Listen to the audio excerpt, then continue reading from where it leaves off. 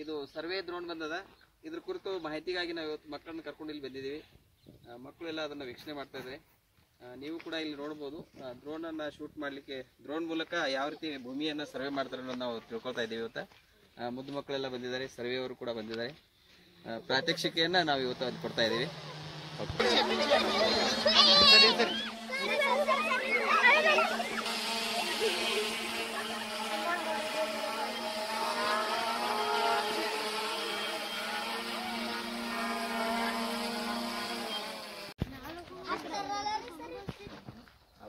ಸಾಮಾನು ಹಾಕೊಂಡು ಹೋಗೋದೈತೆ. ನಂತರ ಈ ಸರಿಯನ್ನು ಮಾಡೋದಾರ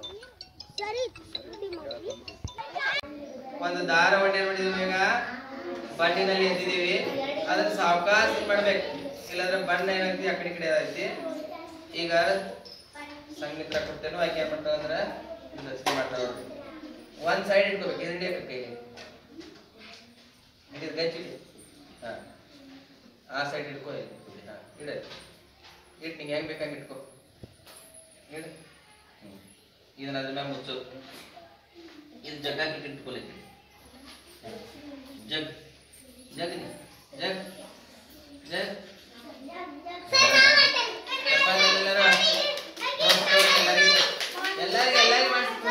ಎಲ್ಲರಿಗೂ ಶಾಲಾ ಮಕ್ಕಳು ಗುಂಪು ಗುಂಪಾಗಿ ಸೇರಿದ್ದಾರೆ. ಎಲ್ಲರೂ ಮೊದಲು ಆತಂಕ ಆಸ್ಪತ್ರೆಯಲ್ಲಿ ಹಾಕಲಾಗಿರುವ ಸಹಪಾಠಿಗಳ ಆರೋಗ್ಯವನ್ನು ತಿಳಿಯುವ ಎಲ್ಲರಿಗೂ ನಮಸ್ಕಾರ. ನಮ್ಮೂರು ಸರ್ಕಾರಿ ಕಿರಿಯ ಪ್ರಾಥಮಿಕ ಶಾಲೆಯಲ್ಲಿ, ಹಳದಟ್ಟಿ ಶಾಲೆಯಲ್ಲಿ ನಾವು ಒಂದು ವಿನೂತನ ಪ್ರಯೋಗವನ್ನು ಮಾಡಿದ್ದೀವಿ ಮಕ್ಕಳಿಗೋಸ್ಕರ.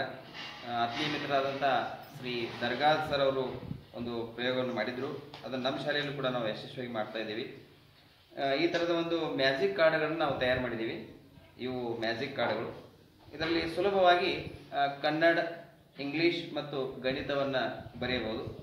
ಇದರ ಮೇಲೆ ಸ್ಕೆಚ್ ಪೆನ್ನಿಂದ ಬರೆದ್ರೆ ಆಮೇಲೆ ಎಷ್ಟು ಸಾರಿ ಬರೆದ್ರೂ ಕೂಡ ಇದನ್ನು ನಾವು ಅಳಿಸ್ಲಿಕ್ಕೆ ಸಾಧ್ಯತೆ.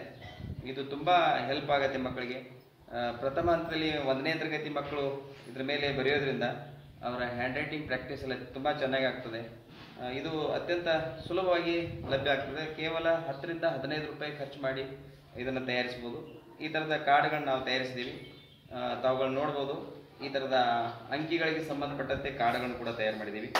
ಇಲ್ಲಿ ಅಂಕಿಗಳನ್ನು ಪ್ರಾಕ್ಟೀಸ್ ಮಾಡ್ತಾರೆ ಮಕ್ಕಳು, ಅಂಕಿ ಸಂಖ್ಯೆಗಳನ್ನು ಪ್ರಾಕ್ಟೀಸ್ ಮಾಡ್ತಾರೆ. ಅದೇ ಥರವಾಗಿ ಇಂಗ್ಲೀಷಿಗೆ ಸಂಬಂಧಪಟ್ಟಂತೆ ಕ್ಯಾಪಿಟಲ್ ಲೆಟರ್ಸ್ ಮತ್ತು ಸ್ಮಾಲ್ ಲೆಟರ್ಸ್ಗಳನ್ನ ಕೂಡ ಇಲ್ಲಿ ಪ್ರಾಕ್ಟೀಸ್ ಮಾಡ್ತಾರೆ ಮಕ್ಕಳು. ಅದೇ ಥರ ಹಿಂದಿ ವರ್ಣಮಾಲೆಗಳಿಗೆ ಸಂಬಂಧಪಟ್ಟಂತೆ ಈ ಥರ ಒಂದು ಚಾರ್ಟನ್ನು ತಯಾರು ಮಾಡಿದ್ದೀವಿ. ಇವುಗಳನ್ನ ಮಕ್ಕಳು ಅತ್ಯಂತ ವ್ಯವಸ್ಥಿತವಾಗಿ ಬಳಸ್ತಾ ಇದ್ದಾರೆ.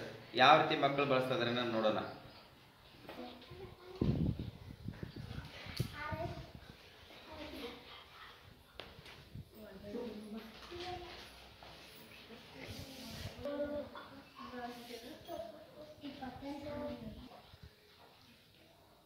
ಈಗ ಇದನ್ನು ಸುಲಭವಾಗಿ ಕೂಡ ವಾಶ್ ಮಾಡ್ಬೋದು. ಮಗು ಅಲ್ಲಿ ತಪ್ಪಿರುವುದನ್ನು ಚೆನ್ನಾಗಿ ವಾಶ್ ಮಾಡ್ತಾ ಇದ್ದಾರೆ, ತಾವು ನೋಡ್ಬೋದು ಇಲ್ಲಿ.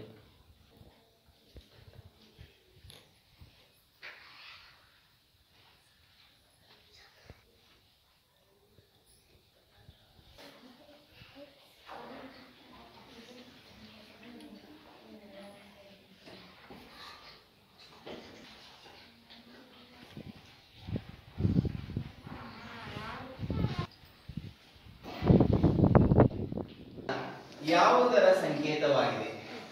ಕೇಸರಿ ಬಣ್ಣ ಯಾವುದರ ಸಂಕೇತವಾಗಿದೆ? ನಮ್ಮ ಭಾರತ ಧ್ವಜದಲ್ಲಿರುವಂತಹ ಕೇಸರಿ, ಬಿಳಿ, ಹಸಿರು ಬಣ್ಣ ಇದೆಯಲ್ಲ, ಆ ಕೇಸರಿ ಬಣ್ಣ ಯಾವುದರ ಸಂಕೇತವಾಗಿದೆ? ನಿಮ್ಮ ಸಮಯ ಪ್ರಾರಂಭವಾಗಿದೆ. ಈಗ 60 ಸೆಕೆಂಡ್ಗಳು ಉತ್ತರಿಸಬೇಕು. ಕೇಸರಿ ಬಣ್ಣ ಯಾವುದರ ಸಂಕೇತವಾಗಿದೆ ಹೇಳಿ. ಶಾಂತಿ ಅಲ್ಲ, ಅಲ್ಲ, ಸುರಕ್ಷತೆ ಕೂಡ ಅಲ್ಲ. ನೆಕ್ಸ್ಟ್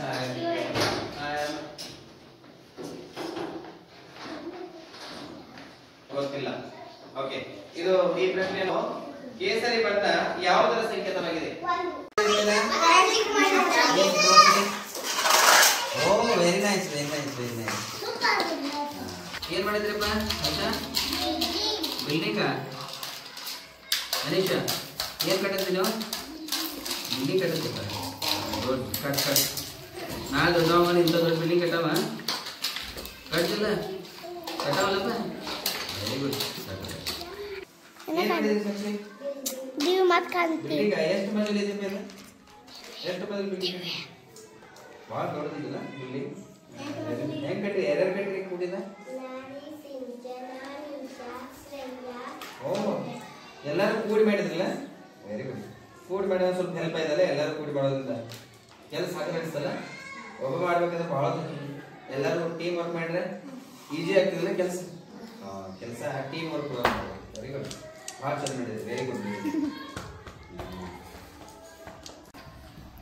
ಓಕೆ ಮಕ್ಕಳ, ಇವೆಲ್ಲ ಏನಿವ? ವಾಹನಗಳು. ಏನಿವ? Vehicles. What is this? Bicycle. Very nice. What's the time ಓಡಿಸ್ತಿ? ಓ, ಹಂಗೆ ಓಡಿಸ್ತಿ. Very good. ಅದೇನಪ್ಪ? What is this? ಏರೋಪ್ಲೇನ್. ಬಿಡು ನೋಡ ಹೆಂಗೆ ಹೋಗ್ತದ. Oh, very nice. ಕೂತ್ಕೋ. ನೀನೇನ ಮಗ? ಟ್ರಕ್. ಜೋರ್ಸು, ಓಡಿಸಿ ಹೆಂಗೆ ಓಡಿಸ್ತಿ? Oh, very nice. What is this? ತೋರ್ಸಮ್ಮ ಹೆಂಗಿದೆ ambulance. Oh, nice, very nice. ತೋರ್ಸು. ಕ್ಯೂ. ಕ್ಯೂ ಇದು ಯಾವ್ದು ಅಕ್ಷರ? ನಿನ್ನ ಕೈ ಹಚ್ಚೋಣ. ಯಾವ ಗೇಮ್ ಅಣ್ಣ? ನೋಡಿದೆ ಮಕ್ಕಳೇ. ಇವತ್ತು ಹಂಸ ಮತ್ತು ಕಾಗೆ ಕಥೆಯನ್ನು ಕೇಳೋಣ. ಹಂಸ ಮತ್ತು ಕಾಗೆ ಕತೆ ಬಹಳ ಚೆನ್ನಾಗಿದೆ. ಆ ಕಥೆಯನ್ನು ನಾವು ಇವತ್ತು ಕೇಳೋಣ. ಒಂದು ಕಾಡಿತ್ತು. ಆ ಕಾಡಿನಲ್ಲಿ ದೊಡ್ಡದಾದಂತ ಒಂದು ಮರ. ಆ ದೊಡ್ಡ ಮರದಲ್ಲಿ ಒಂದು ಕಾಗೆ ಗೂಡು ಕಟ್ಕೊಂಡು ವಾಸ ಆಗಿತ್ತು. ಒಂದಿನ ಅದು ಮೊಟ್ಟೆ ಇಟ್ಟು ಒಂದು ಮರಿ ಮಾಡಿತ್ತು.